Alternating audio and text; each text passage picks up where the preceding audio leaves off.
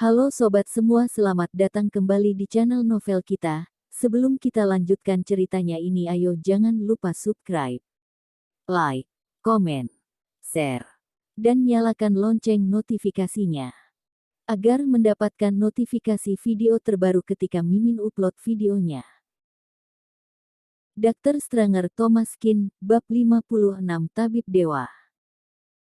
Meskipun Franz Liu sedikit sombong, namun tetap menghormati ilmu pengobatan, Thomas Kin memang telah melakukan apa yang tidak bisa dilakukan oleh dokter lain, sehingga harus diakuinya. Thomas Kin tidak dendam, tidak apa-apa, masuk. Memasuki ruang operasi, Thomas Kin melirik lelaki tua di ranjang. Meski fungsi fisik mulai menurun, itu bukan masalah besar. Berpikir tentang apa yang dikatakan Vivin Lin sebelumnya, Thomas Kin berkata kepada Franz Liu. Selain kalian, masih ada beberapa tenaga medis muda kan? Ada yang bernama Vivin Lin kan?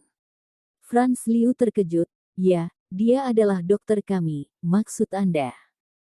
Kirimkan dia datang untuk menjadi asisten aku. Baik. Mendengar itu, Franz Liu mengangkat alisnya, ini berniat membimbing Vivin Lin, mungkinkah dia jatuh cinta padanya? Vivin Lin baru saja berganti pakaian dan sedikit mengkhawatirkan Thomas Kin. Lagi pula, ada banyak pemimpin di rumah sakit malam ini. Jika dia berlarian dan menabrak siapapun, itu akan celaka. Tidak masalah jika dia tidak dapat menemukan pekerjaan, jangan sampai melibatkan dirinya. Turun ke bawah dan melihat ke lobi, Thomas Kin sudah pergi. Vivin Lin mengerutkan kening dan mulai melihat sekeliling, semakin kesal, tahu begini tidak akan mengajaknya. Setelah beberapa saat, tetap tidak menemukannya, Vivin Lin hendak naik ke atas ketika seorang perawat kecil berlari mendekat. Kenapa Kak Vivin kamu di sini? Kepala Liu mencari kamu kemana-mana. Vivin Lin tercengang, untuk apa Kepala Liu mencari aku? Tabib Dewa secara pribadi meminta kamu menjadi asistennya. Kamu cepat pergi lihat. Vivin Lin sangat gembira, sebagai asisten Tabib Dewa. Bukankah artinya bisa melihat Tabib Dewa menyembuhkan penyakit dengan mata kepala sendiri?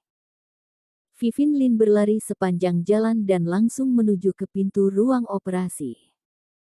Sayangnya, ruang operasi ditutup dan semua lampu operasi menyala. Menurut aturan, Vivin Lin tidak bisa masuk.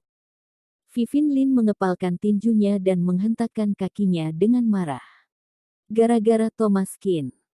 Jika bukan karena dia, bagaimana dia bisa melewatkan kesempatan untuk menjadi asisten Tabib Dewa?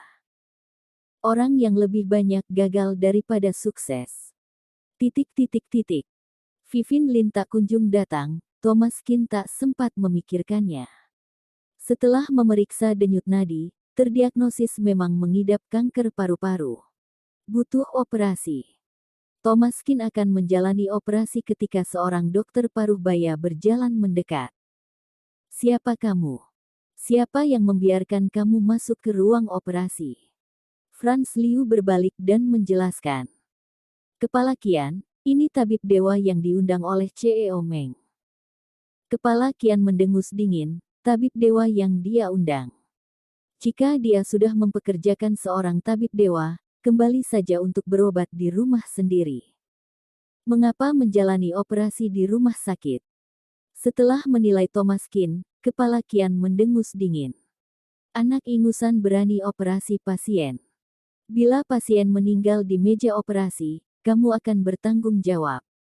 Franz Liu dengan cepat menjelaskan, Kepala Kian, meskipun Tabib Dewa Junior ini masih muda, keahlian medisnya sangat tinggi.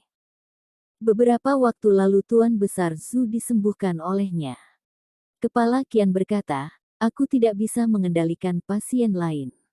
Karena Tuan Besar ini adalah pasien aku tidak bisa membiarkan orang lain campur tangan. Sia-sia kalian sebagai para pakar senior, mengapa membiarkan anak ingusan mengobati di sini? Franz Liu terjebak di tengah, serba salah. Apa daya, Kepala Kian adalah kepala bagian onkologi. Dia dikenal sebagai Kian Sang Satu Operasi.